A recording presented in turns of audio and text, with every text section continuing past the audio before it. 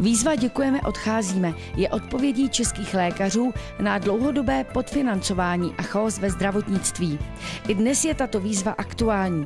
Jednotliví ředitelé by měli už mít k dispozici finanční prostředky pro navýšení mezd lékařům, ale nemají.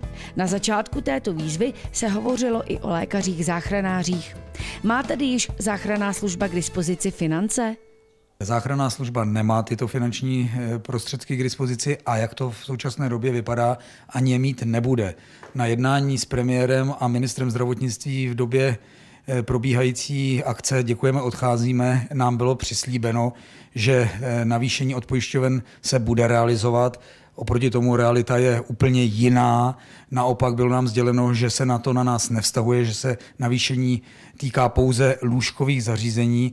Je to pro nás obrovské zklamání. Není to otázka pouze naší záchranné služby, ale je to otázka všech záchranných služeb v celé republice. Čili pro nás je to strašná desiluze, když vám slíbí premiér a ministr zdravotnictví na podání ruky, že vám navýší ty peníze od zdravotních pojišťoven a pak k tomu nedojde, čemu už má v této republice člověk věřit. Jak tuto situaci vnímají sami lékaři ze záchranných služeb?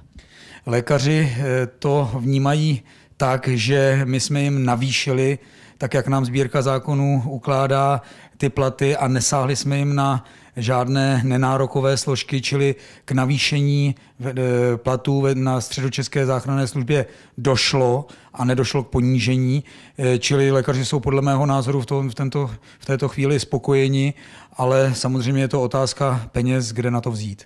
Řešíte nějak tuto situaci se Středočeským krajem?